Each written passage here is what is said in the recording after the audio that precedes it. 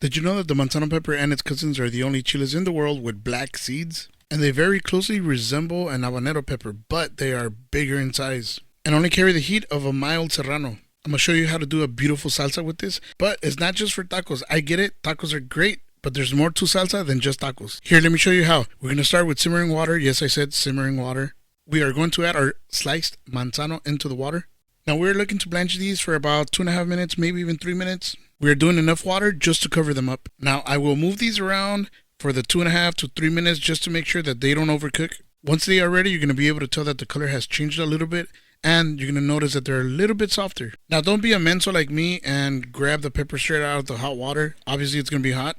Once I determined that they were ready, I went ahead and strained these, and I put them on my landing zone so that they can cool down a little bit, but more importantly so that most of the water that's left on them can actually dry out. I know typically we like to reserve some of the water that we're cooking the peppers with so we can add to our salsa or our chile, but we're trying to achieve a different texture, and I'll let you know more about that in just a little bit.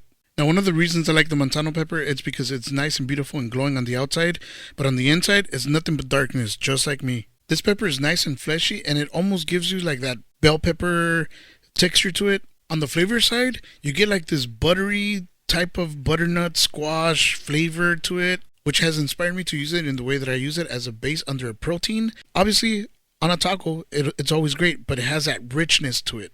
And again, just like me. Now, once you have rested and aired out your chile, no pun intended, go ahead and place it in a blender. Now, as you can see, it's still a little bit warm. It's still going to create a little bit of that moisture that we don't want, but it's okay. We'll be fine. Once you have added all your pepper into the blender, we're going to go ahead and add that famous dry seawater. Now, I did about a tablespoon, but remember, you can always adjust. The reason I've been avoiding moisture this whole time is because what we're going to do is we're going to try to emulsify this sauce with oil. I added about 4 ounces here of oil just to get everything going. We are going to add oil as it blends.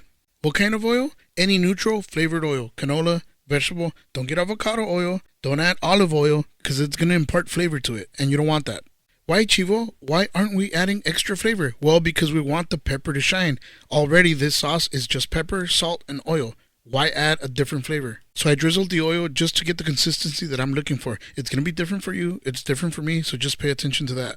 This is the consistency that you're looking for. Now, if you have a better blender than me, you're going to get a better, creamier sauce. My blender sucks, so this is what we got. Now, I could have possibly added more oil and then just kept going, but no. I'm an impatient person. Now, this sauce can obviously be used in a taco, but you can plate it, and you could create a base so that you can sit a protein right on top of it. It has a perfect heat, it has a perfect texture, and that creaminess, all of that works. I didn't place a piece of meat here because I can't afford it. Share my video so that one day I can eat meat.